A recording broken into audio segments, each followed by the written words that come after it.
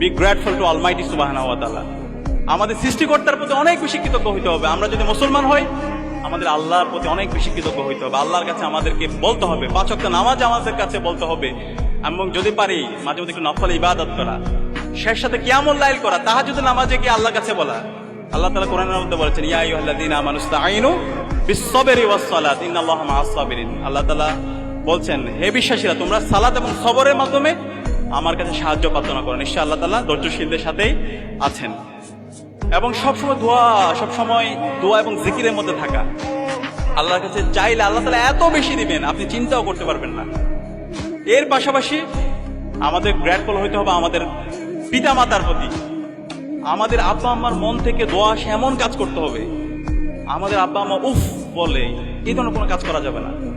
আমরা অনেক ক্ষেত্রে ভুলে যাই আমাদের আব্বা আম্মার স্যাক্রিফাইসের কথা। দেখেন, আমাদের আব্বা আম্মা এত আমাদের পেছনে সময় দেয়, কখনো আমাদের কোনো ধরনের চাওয়া পাওয়া তারা অতৃপ্তি রাখে না।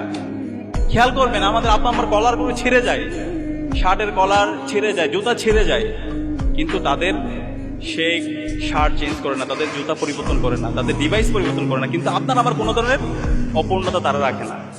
তো আব্বা আম্মার মন থেকে দোয়া আসে, সেই ধরনের কাজ করতে হবে। আব্বা আম্মা যদি মন থেকে দোয়া করে, তাহলে এই পৃথিবীতে এমন কেউ নাই আপনাকে দমায় রাখতে পারবে। আমরা কি পারবো ইনশাআল্লাহ আমাদের আব্বা আম্মার মন থেকে দোয়া আসে এমন কাজ করার? ইনশাআল্লাহ।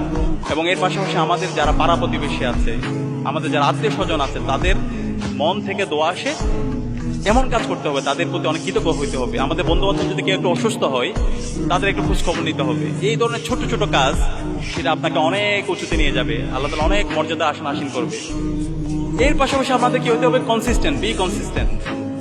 আমরা অনেক ক্ষেত্রে যে এখন A+, গোল্ডেন A+ পেয়ে মনে করি যে আমরা অনেক কিছু করে ফেলছি, কিন্তু ভাই এইটা আপনার লাইফের নতুন একটা জার্নি শুরু হচ্ছে।